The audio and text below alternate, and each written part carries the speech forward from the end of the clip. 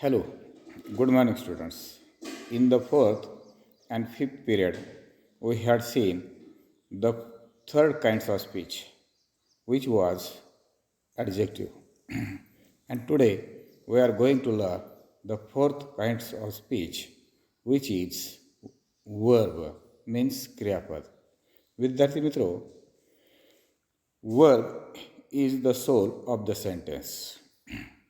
म्हणजे क्रियापद हा वाक्याचा आत्मा असतो असं म्हटलं जातं. आता का बरं म्हटलं जातं? त्याचं कारण असं आहे की जसं माणसाच्या शरीरामध्ये आत्मा महत्त्वपूर्ण असतो, म्हणजे आत्म्याशिवाय मानवाच्या शरीराला काहीही अर्थ नसतो, त्याच पद्धतीनं वाक्यामध्ये जर क्रियापद नसेल तर त्या क्रियापदाला काहीही अर्थ नसतो. म्हणजेच काय, तर क्रियापदाशिवाय वाक्याला अर्थ प्राप्त होत नाही. म्हणूनच क्रियापदाला वाक्याचा आत्मा असे म्हणतात. लक्षात आलं? आता आपण याची सविस्तर माहिती पाहूयात. Verb means the word which indicates an action is called a verb. Verb means the word which indicates an action is called a verb. जो शब्द क्रिया किंवा कृती दर्शवितो त्यास वर्ब म्हणजेच क्रियापद असे म्हणतात. व्याख्या पुन्हा एकदा पहा. जो शब्द क्रिया किंवा कृती दर्शवितो त्यास वर्ब म्हणजेच क्रियापद असे म्हणतात. आता for example, Sachin pledge cricket. In this example the word Sachin is a verb because it indicates an action, so it called a verb. या उदाहरणामध्ये प्लेज हा जो शब्द आहे तो शब्द काय आहे? क्रियापद आहे. का बरं क्रियापद आहे? कारण हा शब्द या ठिकाणी काय करतो? कृती दर्शवितोय, म्हणून या शब्दाला क्रियापद असे म्हणतात. लक्षात आलं? तसंच पुढचं उदाहरण पहा. There are flowers in my garden. In this example, the word are is also verb because this word indicates an action. So it's called a verb. लक्षात आलं? म्हणजे या वाक्यामध्ये सुद्धा आर हा शब्द काय दर्शवतो? क्रिया दर्शवतो. कशाची? असण्याची. म्हणजे there are flowers in my garden म्हणजे माझ्या बागेमध्ये फुले आहेत. लक्षात आलं? म्हणजे आहेत हा शब्द या ठिकाणी क्रिया दर्शवतो. लक्षात आलं?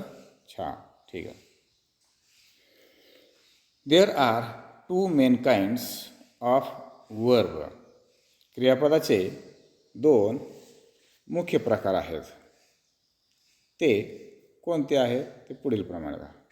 फर्स्ट, मेन वर्ब म्हणजेच मूळ क्रियापद. दुसरा आहे ॲक्झिलरीज मीन्स हेल्पिंग वर्ब म्हणजे ज्याला आपण सहाय्यकारी क्रियापद असं म्हणतो. हे क्रियापदाचे मुख्य दोन प्रकार आहेत. आता याची सविस्तर माहिती पाहूया. मेन वर्ब म्हणजे मूळ क्रियापद. Main verb means the verb which completes the meaning of the sentence is called a main verb. Main verb means the verb which completes the meaning of the sentence is called a main verb. म्हणजे जे क्रियापद वाक्यास पूर्ण अर्थ प्राप्त करून देते त्यास main verb असे म्हणतात. काय? जे क्रियापद वाक्यास पूर्ण अर्थ प्राप्त करून देते त्यास मेन वर्ब असे म्हणतात. For example, I write a poem. In this example, the word write is main verb because it completes the meaning of the sentence.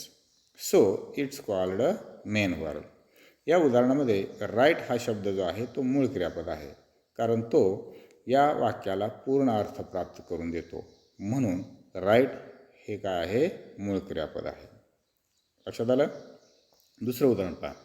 Sheila goes to school. In this example, the word goes is also main verb because it also completes the meaning of the sentence. So it's called a main verb. Okay? Understand? Nice. There are two main two kinds of main verb. म्हणजे मूळ क्रियापदाचे सुद्धा दोन उपप्रकार पडतात. त्यातला पहिला आहे ट्रान्झिटिव्ह वर्ब आणि इनट्रान्झिटिव्ह वर्ब. दुसरा आहे इनट्रान्झिटिव्ह वर्ब. ट्रान्झिटिव्ह वर्ब म्हणजे सकर्मक क्रियापद आणि इनट्रान्झिटिव्ह वर्ब म्हणजे अकर्मक क्रियापद. आता याची आपण सविस्तर माहिती पाहूया. ट्रान्झिटिव्ह वर्ब म्हणजे सकर्मक क्रियापद. त्याची व्याख्या पहा. Transitive verb means the verb which needs an object to complete the meaning of the sentence is called a transitive verb. Okay? Transitive verb means the verb which needs an object to complete the meaning of the sentence is called a transitive verb. म्हणजे ज्या क्रियापदाला वाक्याचा अर्थ पूर्ण करण्यासाठी कर्माची गरज असते त्या क्रियापदास ट्रान्झिटिव्ह verb असे म्हणतात. काय? ज्या क्रियापदाला वाक्याचा अर्थ पूर्ण करण्यासाठी कर्माची गरज असते त्या क्रियापदास ट्रान्झिटिव्ह वर्ब म्हणजे सकर्मक क्रियापद असे म्हणतात. For example, I make a kite. In this example the word make is a transitive verb. In this example the word make is a transitive verb because it complete the meaning of the sentence, because it has also a need of a object to complete the meaning of sentence. या क्रियापदाला वाक्याचा अर्थ पूर्ण करण्यासाठी कर्माची गरज आहे. आता कर्माची गरज आहे का नाही कसं ओळखायचं? तर क्रियापदाला वाटणं किंवा हुमनं जर प्रश्न केलास तर आपल्याला वाक्यातील कर्म उत्तर म्हणून येतं. काय? क्रियापदाला आपण वाटणं किंवा हुमने प्रश्न केल्यास काय उत्तर मिळतं? कर्म हे उत्तर येतं. आणि जर जेव्हा कर्म हे उत्तर येतं तेव्हा ते क्रियापद हे सकर्मक क्रियापद असतं. लक्षात आलं? तर पहा, आपण पाहूयात. आता या ठिकाणी मेक या क्रियापदाला वाटणं प्रश्न करूयात. What do I make? मी काय बनवितो? काय उत्तर येतं? A kite. बरोबर आहे. म्हणजे अ काइट हे ऑब्जेक्ट या ठिकाणी उत्तर येतं आहे. म्हणून मेक हे क्रियापद कसं आहे? सकर्मक क्रियापद आहे. लक्षात आलं? छान. आता दुसरं उदाहरण पहा. ही गिव्ज मी अ काइट. तो मला पतंग देतो. या उदाहरणामध्ये गिव्ज हे सुद्धा काय आहे? सकर्मक क्रियापद आहे. आता कसं आहे? आपण पुन्हा एकदा प्रश्न विचारूया. What does he gives me? What does he give me? तो मला काय देतो? अ काइट. बरोबर आहे. म्हणजे अ काइट हे उत्तर आलं. म्हणजे अ काइट हे काय आहे? कर्म आहे. म्हणून हे क्रियापद कसं आहे? सकर्मक क्रियापद आहे. आता हुमने एकदा प्रश्न विचारू आपण. हुम does he give a kite? Hmm does he give a kite? काय उत्तर येतं? मी. बरोबर आहे. छान. तर मी हे सुद्धा या वाक्यामध्ये काय आहे? कर्म आहे. म्हणजे गिव्ह हे क्रियापद सकर्मक क्रियापद आहे. आता या वाक्यामध्ये विद्यार्थी मित्रो दोन कर्म आहेत. कोणतं? मी हे एक कर्म आहे आणि अ काइट हे एक कर्म आहे. आता अ काइट हे जे कर्म आहे ते कर्म डायरेक्ट ऑब्जेक्ट आहे. म्हणजे प्रत्यक्ष कर्म आहे. आणि मी हे जे कर्म आहे ते इनडायरेक्ट ऑब्जेक्ट आहे. म्हणजे अप्रत्यक्ष कर्म आहे. म्हणजे व्हॉटनं प्रश्न केला आणि जे उत्तर येतं ते डायरेक्ट ऑब्जेक्ट असतं आणि हुमनं प्रश्न केल्यास जे उत्तर येतं ते इनडायरेक्ट ऑब्जेक्ट असतं. लक्षात आलं? म्हणजे अशा पद्धतीनं ह्या ठिकाणी हे आहे सकर्मक क्रियापद. Okay, nice. सेकंड, इनट्रान्झिटिव्ह वर्ब म्हणजे अकर्मक क्रियापद. याची व्याख्या पहा.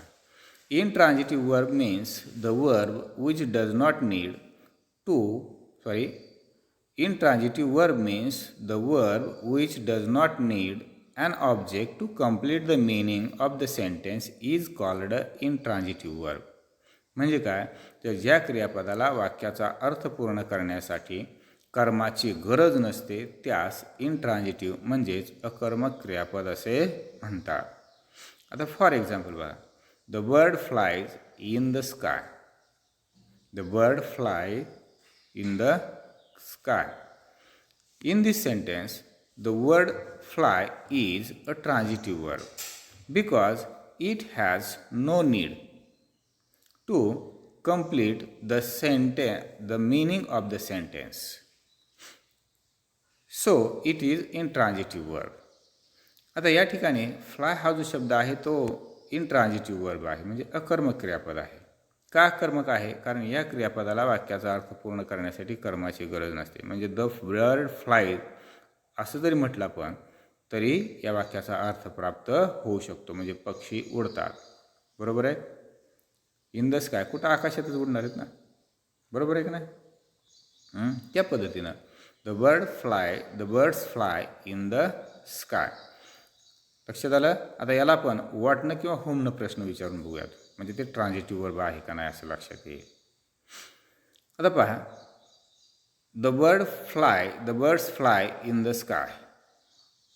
What do the bird fly? What do the bird fly? पक्षी काय उडतात? येतं उत्तर इन द स्काय नाही येत. बरोबर आहे. म्हणून हे इंट्रान्झिटिव्ह वर्ब आहे. आता होमने प्रश्न करू. Home do the bird fly? Home do the birds fly? पक्षी कोणाला उडतात? येते उत्तर नाही. म्हणजे इन द स्काय हे उत्तर येत नाही, म्हणून हे क्रियापद कसं आहे? इंट्रान्झिटिव्ह वर्ब आहे. अंडरस्टँड? ओके. तसंच दुसरं उदाहरण बघा. I go to school. In this example also the word go is intransitive word because it has no need to complete the meaning of the sentence of object. म्हणजे या क्रियापदाला सुद्धा वाक्याचा अर्थ पूर्ण करण्यासाठी कर्माची गरज नाही, आणि ते हे प्रश्न विचारून आपण पाहू शकता. ठीक आहे.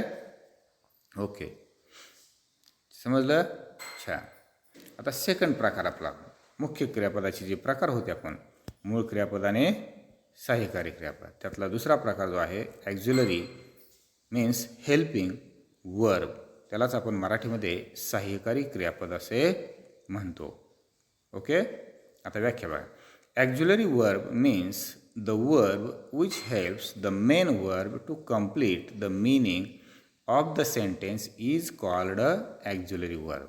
काय? Auxiliary verb means the verb which helps the main verb to complete the meaning of the sentence is called a auxiliary verb. म्हणजे helping verb. म्हणजे जे क्रियापद वाक्यास पूर्ण अर्थ प्राप्त करण्यासाठी मूळ क्रियापदास मदत करते त्यास auxiliary verb असे म्हणतात. काय? जे क्रियापद वाक्यास पूर्ण अर्थ प्राप्त करण्यासाठी मूळ क्रियापदास मदत करते त्यास ॲक्झिलरी किंवा हेल्पिंग वर्ब असे म्हणतात. For example, I am writing a poem. In this example the word am is auxiliary verb because it helps the main verb to complete the meaning of the sentence. So it is auxiliary verb. तर या उदाहरणामध्ये am हा जो शब्द आहे हे सहाय्यकारी क्रियापद आहे, कारण तो राईट या क्रियापदाला वाक्याचा अर्थ पूर्ण करण्यासाठी मदत करतो. म्हणून ॲम हे काय आहे? सहाय्यकारी क्रियापद आहे. ओके. तसंच पुढचं उदाहरण, Sheela is going to school. या उदाहरणामध्ये सुद्धा इज हा शब्द काय आहे? सहाय्यकारी क्रियापद आहे, कारण तो गो या मूळ क्रियापदाला वाक्याचा अर्थ पूर्ण करण्यासाठी मदत करतो. लक्षात आलं. छान. आता एक गोष्ट लक्षात ठेवा विद्यार्थी मित्र, कधी कधी सहाय्यकारी क्रियापदं ही मूळ क्रियापदाचंही कार्य करत असतात, पण कधी कधी करतात, नेहमीच करत नाही. आता for example, I am a teacher. मी एक शिक्षक आहे. या ठिकाणी ॲम हा शब्द काय आहे? सहाय्यकारी क्रियापद आहे, परंतु या वाक्यामध्ये तो मूळ क्रियापद म्हणून कार्य करतो. लक्षात आलं. म्हणजे अशा पद्धतीनं कधी कधी सहाय्यकारी क्रियापद ही मूळ क्रियापदाचं कार्य करतात. ओके. आता सहाय्यकारी क्रियापद याची रूपं आपण इथं पाहूयात. ॲक्झिलरीज वर्ब मीन्स हेल्पिंग वर्ब, त्याची रूपं वर्तमानकाळी, भूतकाळीन, भविष्यकाळीन म्हणजे 3 काळामध्ये त्याची रूपं आहेत. आता वर्तमानकाळी ही सहाय्यकारी क्रियापदाची कोणती रूपं आहेत? तर do, does, am, is, are, have, has ही आहेत वर्तमानकाळी सहाय्यकारी रूपं. आता भूतकाळी सहाय्यकारी क्रियापद कोणती आहेत? डीड, वॉज, वेअर, हॅड ही आहेत भूतकाळी सहाय्यकारी क्रियापदं. आता भविष्यकाळी shall, will, shall be, will be, shall have, will have ही आहेत भविष्यकाळी सहाय्यकारी क्रियापदं. लक्षात आलं? आता मॉडल ॲक्झिलरीज म्हणून काही सहाय्यकारी क्रियापदं वापरली जातात. त्यामध्ये कॅन, कुड, मे, माईट, मस्ट, ऑट टू, डिअर ॲक्सेट्रा. तर ही आहेत मॉडल ॲक्झिलरी सहाय्यकारी क्रियापदं. कळालं?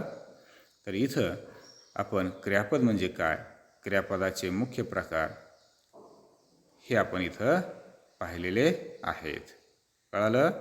ठीक आहे. इथं आपण थांबूयात.